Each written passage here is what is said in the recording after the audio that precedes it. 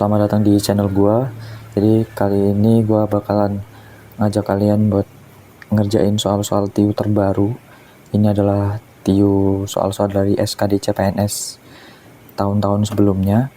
Langsung saja kita mulai. Yang pertama itu adalah yang pasti keluar, itu adalah deret angka. Nah, di sini ada nomor 1, ada angka 2, 6, 4, 12, 9, 27, 23. Nah, kali ini kita akan mencari polanya terlebih dahulu. Nah, kita lihat di sini kan polanya itu ini kan dikali 3 kan. 2 kali berapa yang hasilnya 6. Ini kali 3. Oke. Kemudian 6 ke 4. Berarti ini berkurang 2. Nah, kemudian 4 ke 12. Jadi ini kali 3 lagi. Sama polanya mengulangi dari yang pertama tadi. Jadi ini kali 3. Ini juga kali 3. Nah, kemudian ini berulang lagi nih. Tapi bukan minus 2. Karena 12 ke 9 itu minus 3. Nah, ini berlanjut terus. Berarti ini kali 3. Berarti ini kurang 4. Nah, ini jadi apa nih teman-teman? Kalau ini polanya kali 3 kurang 2 kali 3 kali kurang 3 kali 3 kurang 4, berarti ini kali 3 dong. Nah, kali 3. Nah, jadi 23 kali 3 itu adalah 69. Jawabannya yang A. Oke teman-teman, jadi ini yang pasti keluar ini adalah deret angka ya. Setiap tahun itu pasti keluar. Kalian harus kuat yang di deret angka ini juga. Nah, kemudian yang tidak lupa untuk keluar pada soal-soal TIU CPNS ini adalah soal-soal operasi bilangan. Nah, di sini ada 2,25 dibagi 3/4 ditambah 0,5 dikali 40% dikurang 1,2. Nah, kita harus lihat dulu opsinya. Opsinya itu minta apa? Opsinya itu minta dalam bentuk desimal ya. Nah, kalau mengerjakan soal-soal operasi bilangan seperti ini, kita harus mengutamakan apa? Kita harus mengutamakan pembagian dan perkalian terlebih dahulu. Nah, ini kan 2,25 dibagi 3/4 itu kan sama dengan 2,25 per ini kan per 100 dikali, kalau dibagi artinya kalau untuk dibuat pengalian jadi ini dibalik 4/3. Nah, ini bisa coret ini 25, ini coret berarti 9, ini coret berarti 3. Nah, jadi ini hasilnya itu adalah 3. Nah, kemudian kita lanjutkan ke pengalian. Tidak boleh langsung ditambahkan 0,5 ini ya teman-teman.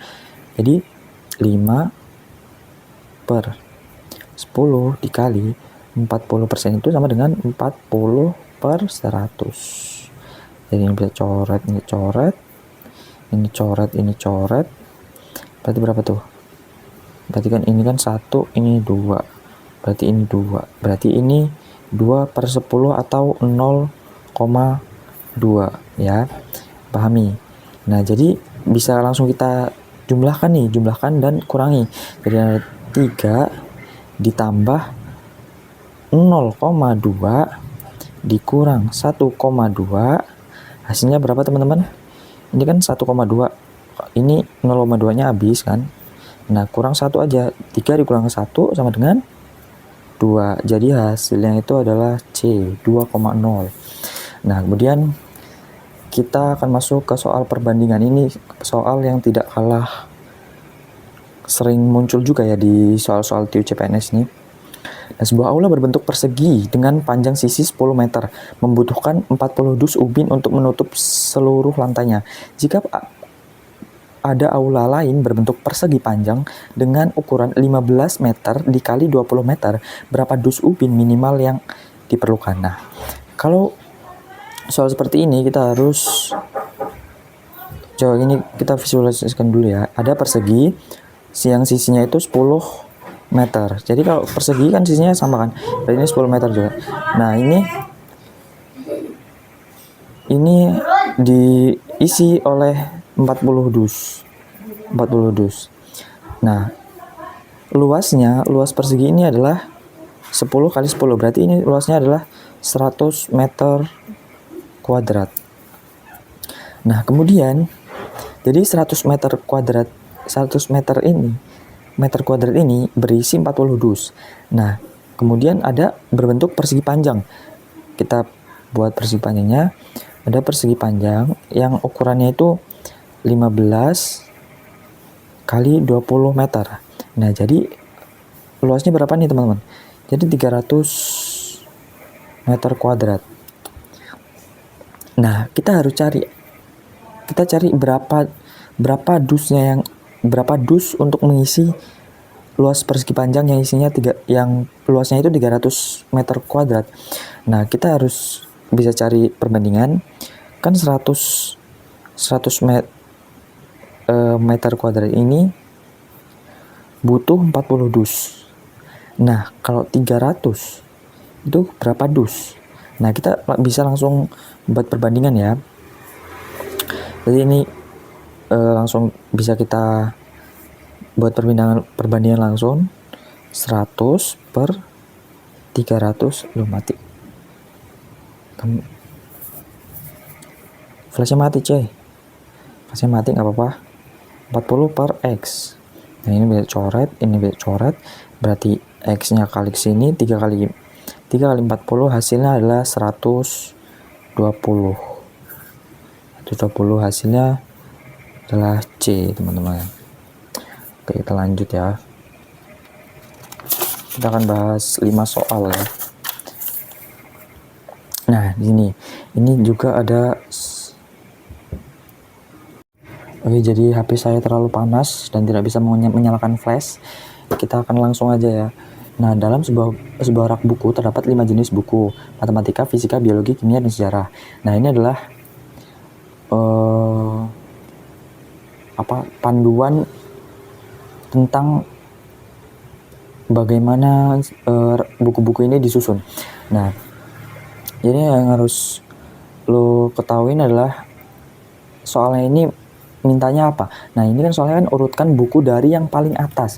Nah, kita harus cari urutan dari yang paling atas dan sampai ke paling bawah dari panduan atau petunjuk dari soal tersebut. Nah, langsung aja kita buat. Nah, ini kan buku biologi diletakkan di atas buku fisika. Terus buku sejarah berada di posisi paling bawah. Nah, kalau ada yang paling bawah atau paling atas, terus kemudian misalnya ada paling kanan atau paling kiri, kita tulis terlebih dahulu. Nah, jadi buku sejarah itu paling bawah. Jadi ini buku 5, berarti ini sejarah. Sejarah kan? Ini nggak usah tulis lah. Sejarah kan? Terus buku biologi diletakkan di atas buku fisika. Nah, kita tulis aja. Intinya pokoknya biologi, bio di atas fisika. Nah, kemudian buku kimia berada tepat di atas buku biologi. Sini ya. Ini buku kimia. Nah, buku matematika berada di antara buku kimia dan biologi. Walaupun ada kata-kata tepat di atas buku biologi, kita harus sesuai instruksinya ya. Buku matematika berada di antara buku kimia dan biologi. Jadi buku kimia dan biologi berarti kan di sini ya, teman. Matematika ini MTK. Nah, jadi di sini. Jadi urutan yang dari atas adalah kimia, MTK, bio, fisika, dan sejarah. Jadi jawabannya itu yang A. Yang A. Kemudian lanjut kita ke analogi kata. Kemudian nomor 5 ini adalah analogi kata. Di sini ada soal nasi (2) kenyang sama dengan apa? Nah, kita harus mencari hubungan kata dari kedua kata ini ya, teman-teman, kata soalnya. Nah, ini nasi dengan kenyang itu hubungannya apa? Nah, ini adalah hubungan apa, teman? Proses ya. Ketika lo makan nasi, ini akan menyebabkan apa? Namanya kenyang. Nah, kita harus mencari mana yang yang sama dengan hubungan soal pertanyaannya. Nah, di opsi jawaban A, air titik 2 haus. Apakah air menyebabkan haus? Tidak ya teman-teman. Tidak ya. Jadi ini bukan soal proses. Nah, kemudian B, belajar tuh apakah menyebabkan cerdas? Bukan ya teman-teman. Jadi belajar ini tidak make sense, karena ini adalah sesuatu yang dimasukkan ke dalam tubuh atau perut yang akan menyebabkan kita kenyang. Nah, ini salah. Jadi belajar itu kan ketika kita melakukan sesuatu ya, bukan memasukkan sesuatu. Nah, kita yang C, lampu titik 2 terang. Apakah proses ini menyebabkan terang? Tidak ya teman-teman. Jadi tidak. Nah, kemudian yang D, obat. Ketika kita masukkan obat atau minum obat, memasukkan obat ke dalam tubuh kita, apakah menyebabkan sembuh? Bisa ya teman-teman. Jadi jawabannya itu adalah D. Kemudian yang E, olahraga. Apakah olahraga itu dimasukkan dalam tubuh kemudian kita sehat? Bukan ya teman-teman. Jadi ini bukan sesuatu. Jadi ini adalah sesuatu yang kita lakukan. Sedangkan ini adalah benda. Kemudian sedangkan ini adalah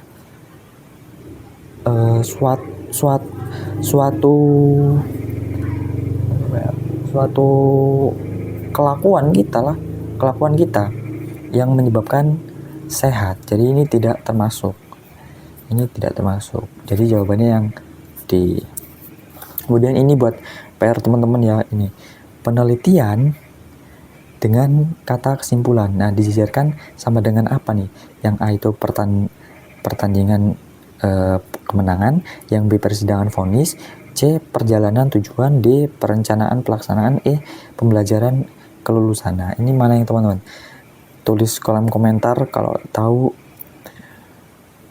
Tulis kolom komentar. Kalau tidak tahu silahkan tanya ke ayah kalian, bapak kalian, ibu kalian, guru kalian, nenek kalian. Semua tanya aja. Nah, sekian dari saya. Wassalamualaikum warahmatullahi wabarakatuh. See you next video.